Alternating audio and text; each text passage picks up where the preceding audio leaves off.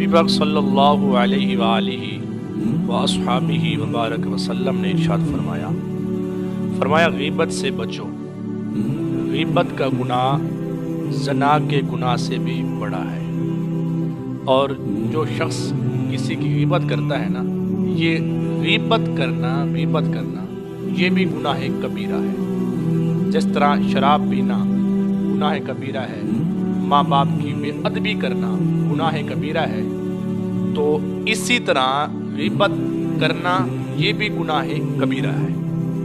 اب دیکھیں، جو لوگ شراب پیتے ہیں ہم انہیں طعن و تشنیع کرتے ہیں، یار تم شراب پیتے ہو، یہ گناہ کبیرہ ہے۔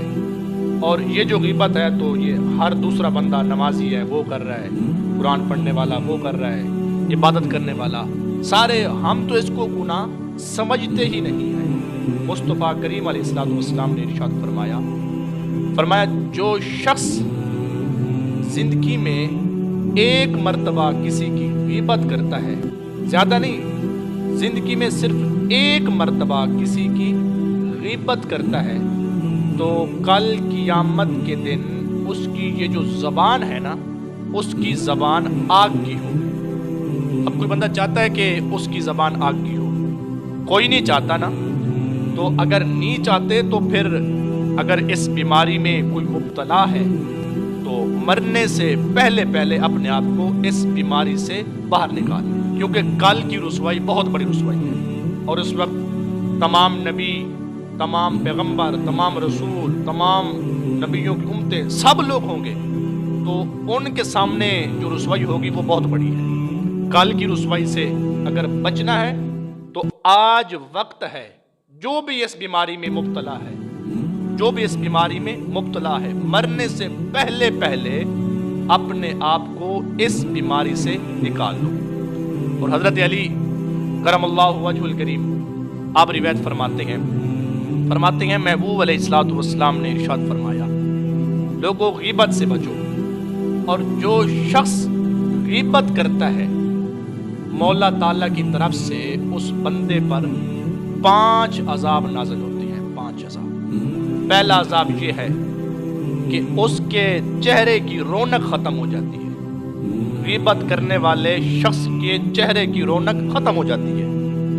اور دوسرا عذاب یہ ہے کہ اس کی عبادت قبول نہیں ہوتی۔ تیسرا عذاب یہ ہے اس کی دعا قبول نہیں ہوتی۔ چوتھا عذاب یہ ہے کہ قیامت کے دن اس کا یہ جو چہرہ ہے نا، یہ اس کی پشت کی طرف لگا ہوگا۔ اور 5واں عذاب یہ ہے کہ غیبت کرنے والا شخص قیامت کے دن فرعون اور شداد کے ساتھ ہوگا۔ اب دیکھیں، ادھر لوگ، اگر کوئی بندہ ہمارے ساتھ رہتا ہے اور لوگوں کی غیبت کرتا ہے، ادھر مسلمانوں کے ساتھ رہتا ہے اور غیبت کرتا ہے، تو کل قیامت کے دن جناب والا وہ فرعون اور شداد کے ساتھ ہوگا، تو اچھا لگے گا؟ اچھا نہیں لگے گا نا۔ تو اگر کل کی رسوائی سے بچنا ہے تو اپنے آپ کو اس بیماری سے بچاؤ۔ جو بھی اس گناہ میں مبتلا ہے تو مرنے سے پہلے توبہ کر دو۔ حضرت سیدنا حسن بصری رحمت اللہ تعالی علیہ آپ تشریف فرما تھے، تو ایک آدمی آپ کے پاس آ کر کہنے لگا، حضرت فلاں شخص نے جو فلاں علاقے میں رہتا ہے، اس کا فلاں نام ہے، اس نے آپ کی غیبت کی ہے۔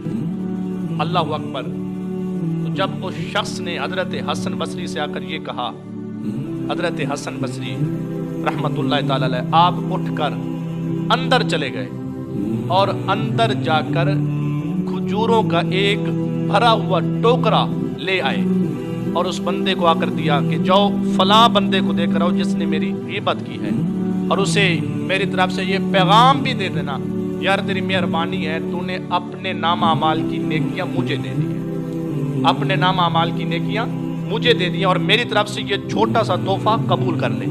تو یہ بات حقیقت ہے، اور ایک حدیث جو مسلم کے اندر موجود ہے، مصطفیٰ کریم علیہ السلام ارشاد فرماتے ہیں، فرمایا قیامت کے دن سب سے زیادہ شریر وہ بندہ ہوگا جو دنیا میں رہ کر لوگوں کی غیبت کرتا ہے۔